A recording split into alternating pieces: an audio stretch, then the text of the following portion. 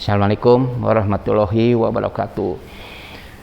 Selamat datang kepada para peserta workshop, bahwa saya pada hari ini akan memberikan masalah mengenai bagaimana mengenal faktor risiko dan penyebab perdarahan pasca salin.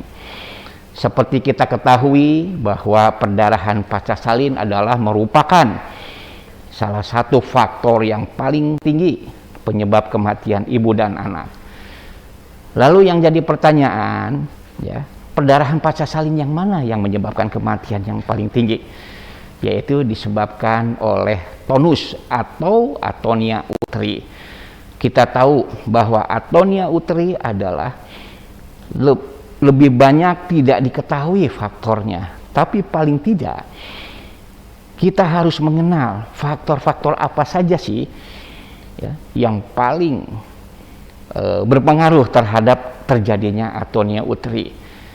Bukan saja para bidan atau dokter di lapangan, SPOG pun kalau menemukan perdarahan pasca salin akibat atonia uteri, wah, kaget juga, takut, ya, apalagi saudara-saudara, ya, yang berada di garda depan atau di fasilitas pelayanan kesehatan pertama.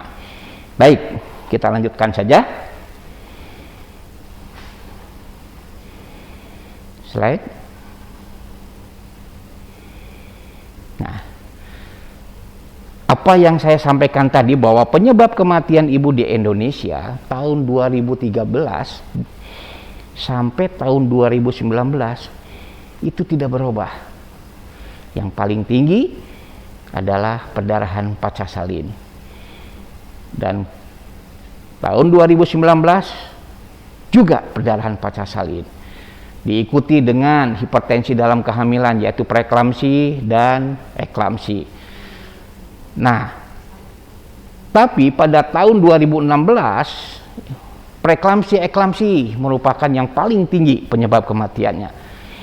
Nah, lalu berubah menjadi perdarahan kembali.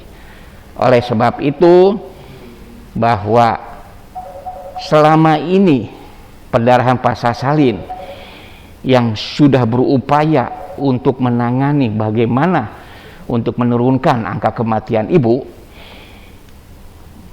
tapi tetap saja bahwa kematian akibat perdarahan pasca salin selalu nomor satu. Lalu harus bagaimana, ya? Nah, yang paling penting kita harus melakukan deteksi dini risiko, mengenal risiko setiap ibu hamil yang datang kepada kita.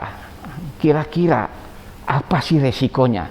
Yang paling penting yang kita pikirkan yang utama adalah perdarahan pasca salin, yaitu atonia uteri. Lanjut.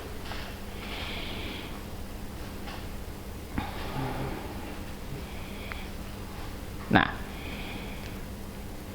lalu penyebab perdarahan pasca salin ini adalah 4T.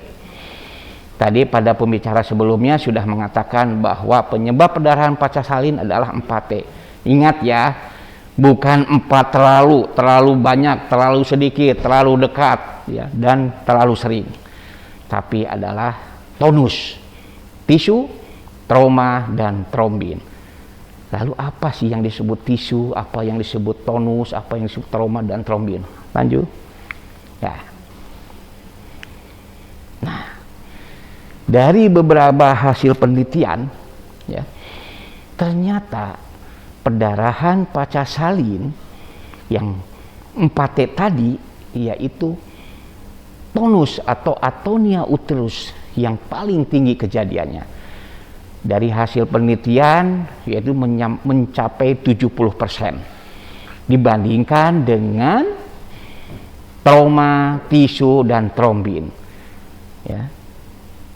Nah, tapi sekalipun resiko atonia uteri sudah kita ketahui, masih banyak, ya, atonia uteri yang sebelumnya tidak diketahui resikonya.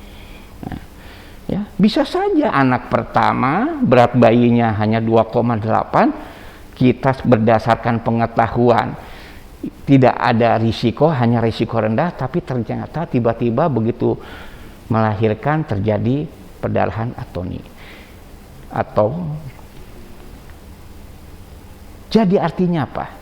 Setiap pasien yang datang kepada kita, kita harus berpikir ini bisa terjadi perdarahan atau tidak.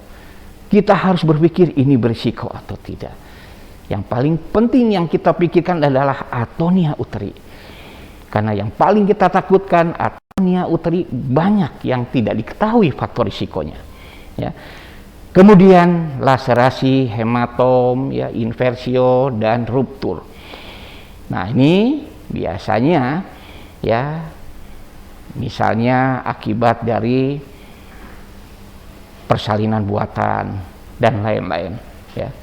Justru trombin ini adalah gangguan pembukaan darah hanya 1%, ya, ya sesudah retensio placenta. Nah, oke. Faktor risiko atonia itu apa ya? Pertama yang kita pikirkan karakteristik yang paling utama. Karakteristik maternal itu biasanya obesitas, primipara dan paritas tinggi, ya, atau grande multipara. Kemudian anemia, overdistensi uterus yang terdiri dari polihidramnion, kehamilan kembar dan makrosomia. Jadi kalau ada pasien dengan perut yang membesar, kita pikirkan saja pertama apakah ada polihidramnion, yang kedua apakah ini kehamilan kembar atau makrosomia.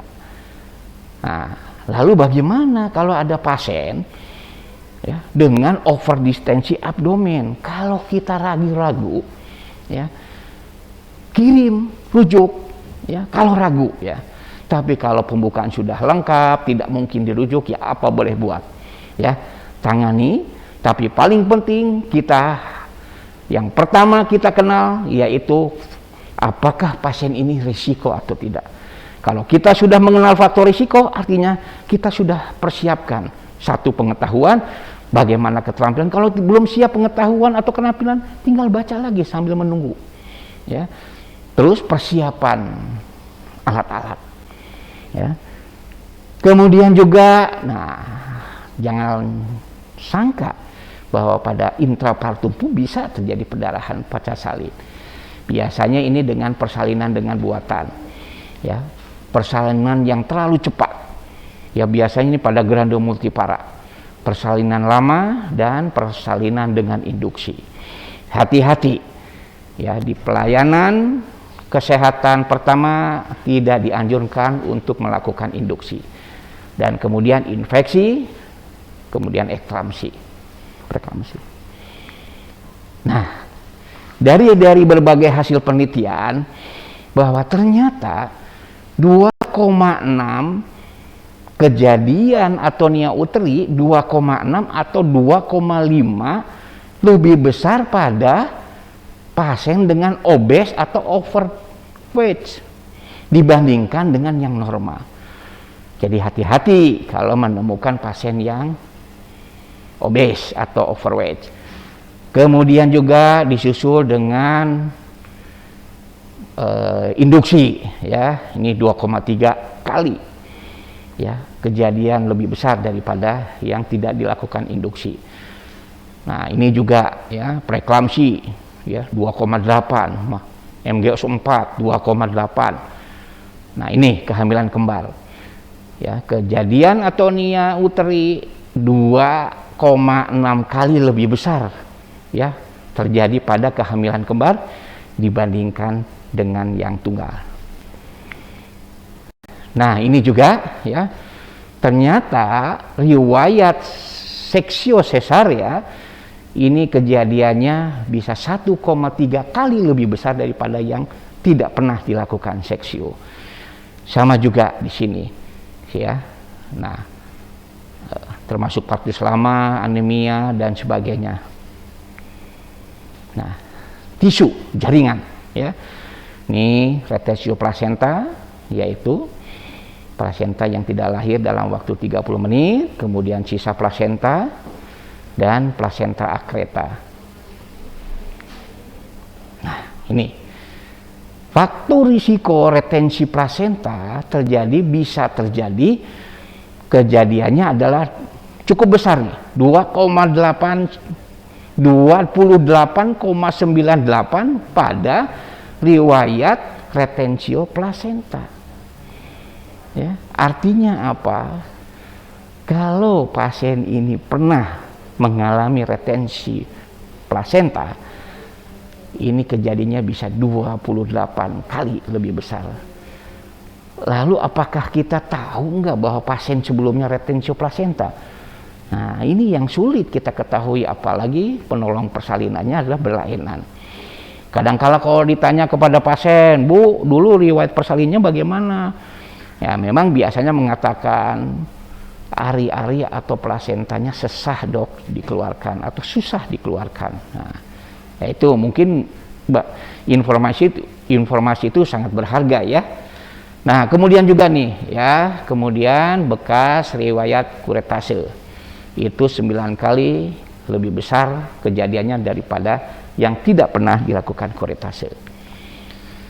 Nah, etiologi retensio plasenta itu fungsional. Biasanya kontraksi yang kurang kuat, plasenta sukar terlepas.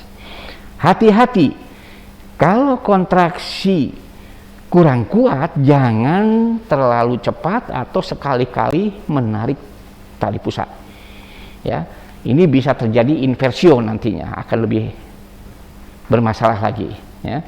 Kemudian secara patologi anatomi terdiri dari plasenta akreta, yaitu sampai batas lapisan otot. Ya. Kemudian plasenta inkreta ini masuk ke dalam lapisan otot, dan yang paling parah lagi perkreta mencapai lapisan seros. Bagaimana caranya ya untuk mengetahui bahwa akan terjadi plasenta akreta? Ya, biasanya dalam ANC 2 kali konsul ke dokter spesialis kandungan itu dilakukan USG. Ya. Nah, ini bahwa faktor risiko plasenta akreta meningkatkan risiko plasenta akreta usia lebih dari 35 tahun, riwayat seksio lebih dari 2 kali, dan insersi plasenta di tempat bekas sayatan sesar. Ya. Hati-hati, jangan sekali-kali coba-coba menolong persalinan bekas seksio. Ya, terutama kalau datang dengan pembukaan sudah lengkap, kepala sudah terdapat di bagian terendah kepala. Nah, ini apa boleh buat ya. Nah, trauma ini biasanya cedera pada vulvovaginal, itu biasanya ya, terjadi pada persalinan buatan ya.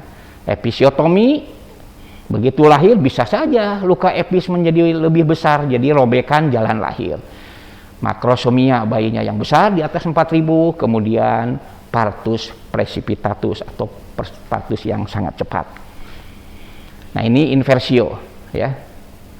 Inversio ya, terus terbalik dan keluar dari vulva. Biasanya perabaan fundus tidak teraba ya kalau inversio total ya. Kemudian penyebabnya adalah tonus otot rahim yang lemah. Tadi saya sudah katakan, jangan sekali-kali menarik tali pusat di saat kontraksi belum kuat. Kanan tarikan pada fundus, dan biasanya kanalis cervicalis yang longgar. Nah, ini trombin ya, gangguan pembukaan darah, koagulopati yang didapatkan saat hamil ya, trombositopenia pada HEP syndrome, kemudian DIC, hipertensi dalam kehamilan, dan sepsis. Dan juga pada hemofilia ya, yaitu kelainan bawaan defek faktor koagulasi, dan juga termasuk terapi antikoagulan ya. Nah, penyebab perdarahan pasca salin yang sekunder biasanya infeksi uterus, sisa plasenta, dan terjadi involusi abnormal pada pelekatan plasenta ya. Biasanya kalau terjadi infeksi pada perabaan, penekanan uterus subinvolusi, kemudian nyeri tekan ya, dan perdarahan. Baik, terima kasih, itu yang bisa saya sampaikan. Mudah-mudahan bermanfaat. Wassalamualaikum warahmatullahi wabarakatuh.